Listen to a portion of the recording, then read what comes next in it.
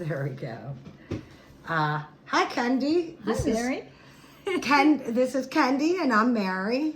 And this is Autism and Angels, and we're winging this. So we need your support, your feedback. However, this is Angels and Autism, and Kendi here. I'm going to have her tell her story, but she has been working with her son, Kenny, who is autistic.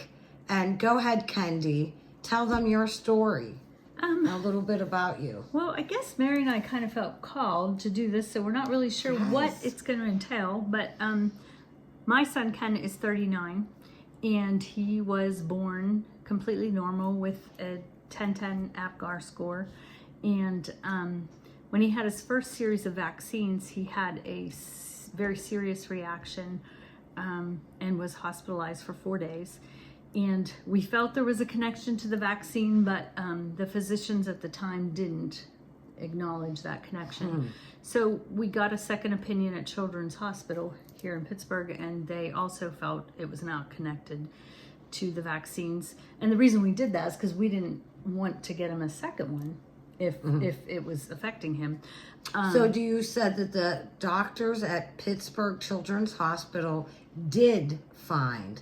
No, they felt there was no connection. Oh, no connection. No connection to his hospitalization right after the vaccine. So they said, go ahead and get the next series. It had nothing to do with that. So we got the second series of vaccines. By that time, he was 5 months old because we held off a bit because we were scared. This was clear back in the 80s. So there was no internet. There was no people saying, there wasn't such a thing as anti-vaxxers back then. I mean, this was many years ago. But then he had the second set of shots, and he had what they called a shock collapse episode, where he turned blue around the mouth and white and fell over, and then he started having multiple seizures.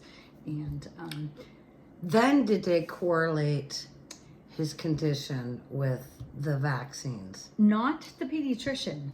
Okay. But we were referred to a neurologist because his seizures were, they couldn't stop him. He was having multiple seizures daily, and many. And so we were referred to a neurologist who heard the story and said he was damaged by the vaccine. Because it had happened within, 2 hours of him getting the vaccine. So, that at that point, he also lost the ability to hold his head up. He had been, at 5 months, how if you spread their legs, they'll kind of sit up and wobble around a little bit. That was gone. I mean, he had no muscle tone, no trunk strength. He regressed a lot. And he continued to have multiple seizures for, I would say, about 10 years. Wow. Yeah, in spite of 2 to 3, usually 3 anticonvulsants he was on at a time, and was still having, sometimes depending upon what type of seizures, when he was having drop attacks, he would have as many as 20 to 100 a day. Now, I'm sorry to get ahead of myself, but so at some point you had gone to court, and there's some sort of table that could you go explain that? Well, and the sad part is people don't know about it.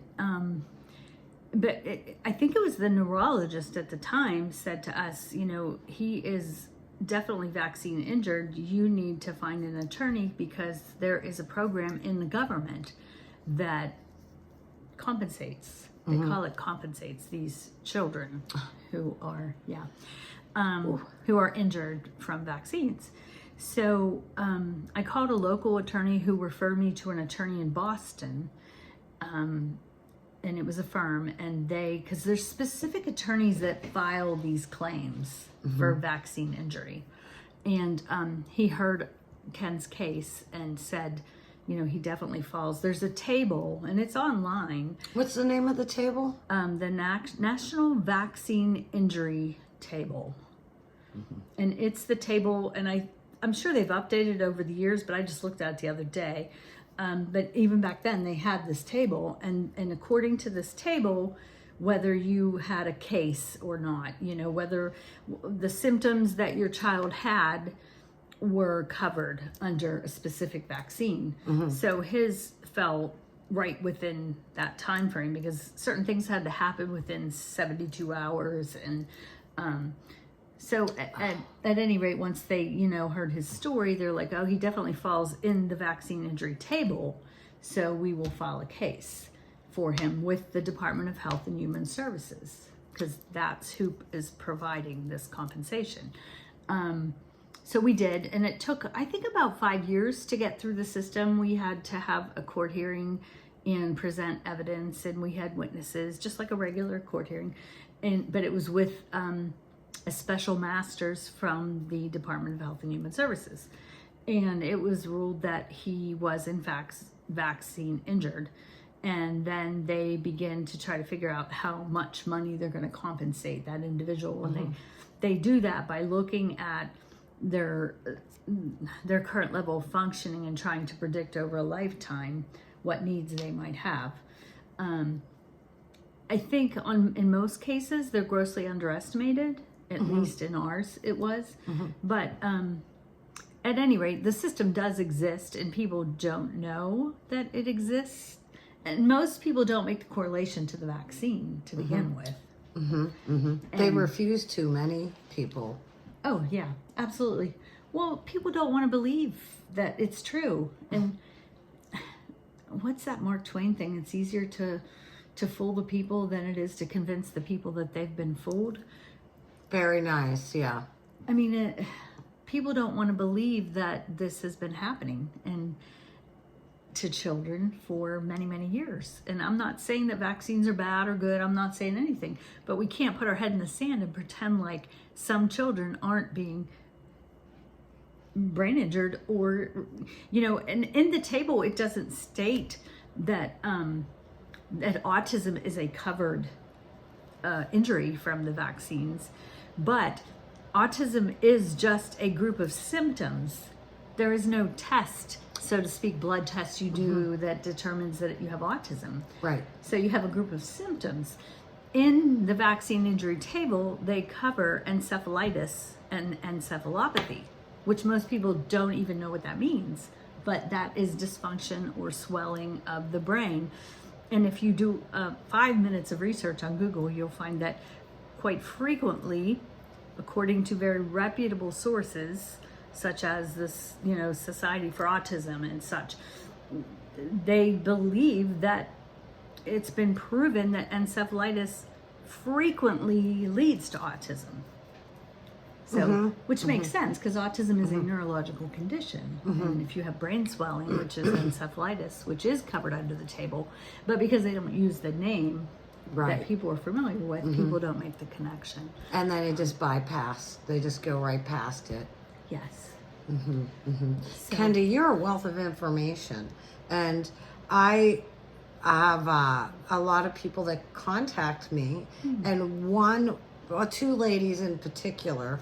And I feel that having interaction with a mom that has been dealing with this for 39 years. Yeah, 39 years, yes.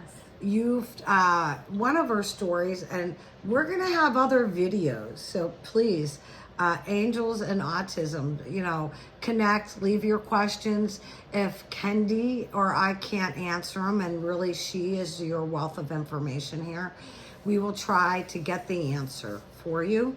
But you and your family, you said at one point you were searching and searching to help your son, and you guys would change your diet. You went to another state in Oklahoma for almost 2 months. Did you say that? It was an extended amount of time. It was 4 weeks. They only accepted, it was either 5 or 6 patients at a time, and minimum stay was 4 weeks. And it was an outpatient clinic, so you had to be there all day, but you had to find your own place to sleep and such. So it really cost. Right, and we were really poor. We were. It really cost, and she was really poor. But because she was a mom of an autistic child, she somehow found her way to Oklahoma from Pittsburgh, Pennsylvania. We drove all the way across the United States and stayed in the crappiest hotel. I've never stayed in one so crappy, but it was all we could afford. Right. I mean, since then, I haven't. But And you've done diets, you've done everything. Yes. I mean, everything that you could possibly do. And there are some modalities of healing that actually worked for you. And that is, well, I want you to tell them, please. Tell them your story. What worked with Kenny? Well, I think most significant for Ken then, and there's been different challenges throughout the years where other things have been more significant in helping him overcome. Okay, you right. know. So there's various. But at the time, our biggest challenge was his seizures. Okay. And he spent 3 weeks in Cincinnati Children's Hospital, 3 weeks straight on his 3rd birthday, trying to get his seizures under control. So that was his most significant problem at the time, because if anyone has that particular issue, I mean, development is the behavior, it affects everything because it affects the brain, Yes. But we took him to a clinic in Oklahoma, and it was a holistic, would that be the right word? A holistic clinic. We didn't have the internet back then, but I would go to the Cincinnati library and I would read all I could read, try to figure out how I could help him, because we'd been to top neurologists all over the place. And I would go to the health food store, and they had a selection of books. Well, at one point I was reading about this doctor in Oklahoma who had stopped he had a patient from, I think it was Australia, that came, because people came here from all over the world to this clinic, and he stopped her seizures. And I was like, I gotta call this guy. So I called him, and he felt that he could help Ken. So we decided we were going to Oklahoma for a month, and fortunately, my husband, they gave him, they let him work out there. He fixed microscopes for universities, and they said, well, we'll put you on the field out there. So we drove across the United States.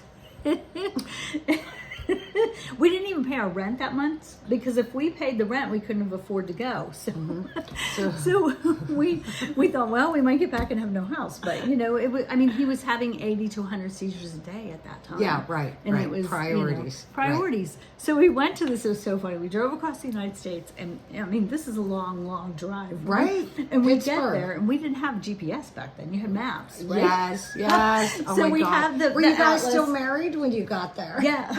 Right.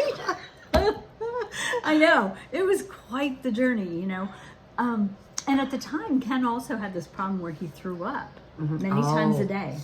He had this problem where he threw up many times a day. So anyway, so we drove across the United States, and we kept a bucket because he would throw up, maybe 10 times a day. It was not unusual. Yeah. So we get all the way across the United States. We have the atlas, and we pull in and this address, and there's this huge farmhouse, and there's like chickens, and there's like goats. And I'm like, oh my gosh, I made a really big mistake. Were you in Oklahoma? Well, that's when we got to the clinic. Oh. We pulled in, and it was this huge farmhouse with. Oh, that was the clinic. That was the clinic. Yeah. Imagine my surprise. Imagine my husband's surprise. He was not happy. He expected to be a medical clinic, a huge medical clinic. It was called a medical center, But at any rate, to make a long story short, the guy did stop his seizures in 3 days. Unbelievable. It was the most miraculous thing I'd ever seen in my whole life. So yeah, he stopped his seizures. See, you in 3 can't days. judge a book by its cover, right? Right? God bless, right? Yeah. I remember telling the neurologist, who was from Cincinnati Children's, he was the head of neurology there, that we were going, and he said something to the effect of, hey, if someone told me that if he hung upside down by his toenails in the backyard and it might stop the seizures, I'd try it. So he's like, He supported you. He supported it. He's like, Nice. they didn't know what else to do. Right. You can't. And this was your neurologist. That was the neurologist. Nice. Isn't that nice to have that kind of support? Yeah. Nice. Yeah, he was nice. he was amazing. Did you get to tell him that Kenny's seizures stopped after 3 days? Yeah, because we come back and he was still a neurologist. And go ahead, the reaction of the... I can't remember. So much happened at that time. I just know then, that was kind of like when he quit seizing. Now, he did go on to have a different type of seizure that was not nearly as detrimental. The drop attacks were terrible. But we slowly started discontinuing his anticonvulsants then, because obviously those affect development as well. Yeah. But at any rate, so there were lots of different things. And we did do a lot with his diet and, the rotation diet and taking out wheat and milk and eggs and all of that stuff. Now, I think each person, I want to say child, but even us as individuals, we're all different. And what works for one isn't necessarily the magic thing for another. And I think sometimes, I wish someone would have told me years ago as a mother, like you have that energetic connection to your child. And if you trusted that, that's your answers right there. I mean, if I trusted that, my child wouldn't have had a second vaccine. Later, when we went to hearing, it was determined that he had a temporary encephalopathy or swelling of the brain from the first vaccine. It was the second vaccine that caused permanent brain injury. So if I would, just to trust your gut and your own inner knowing of what your child needs or what might work for them. I think A mother's important. intuition. Right? Yeah. Now you really do trust that. You're so good with Kenny's caregivers. Intuitively, oftentimes you're good with that, Kenny. Well, thanks, Mary. We have some really great people working with Kenny. You said that. And it was a concern. It wasn't. Hey, I've been on this journey with Kendi for about 10, 12, 15 years. I don't know when we met. Maybe 15, but, But we're going to be back. So if any of you have questions for Kendi, and here is one of the questions that I would like to cover. A woman had contacted me 2 weeks ago, and she has a 5-year-old girl who is still wearing diapers, and she's really struggling with potty training and giving up hope. She's struggling with her hope. The mother is struggling with giving up hope. What do you have to say to a young mother like that? I'm hoping, Mary, that, and I don't know how this YouTube thing works. Mary's the pro on that, but I wish that there was some way we could do it like live so people could ask questions, but I don't know. We can. You know what? Right now, the only people that are watching this is us.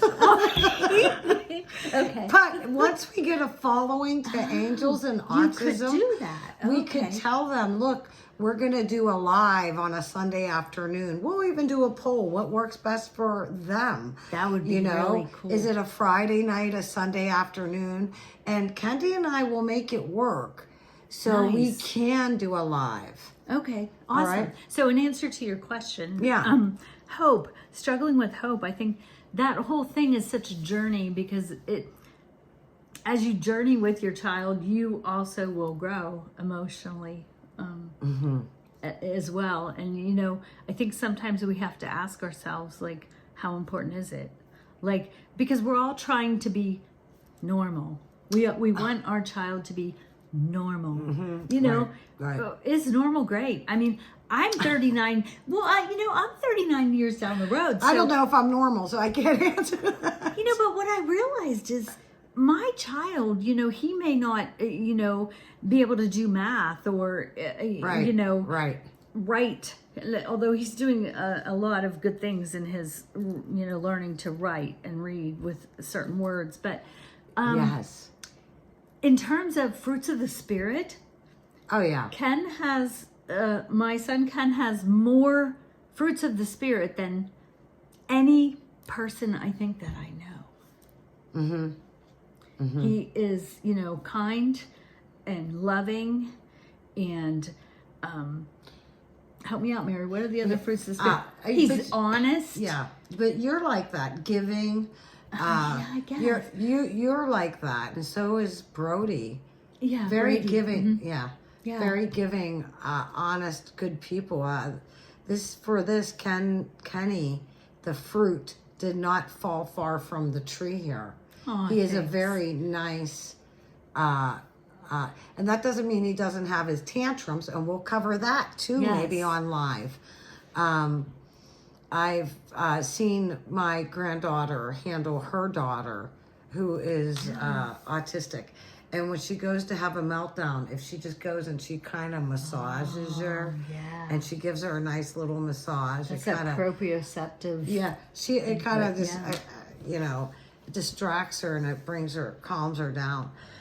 But so we need to get a following Yeah, to do a live. that would be So amazing. for those of you, and look, for those of you that we are new to this, so we are open to any suggestions, and keep the comments clean.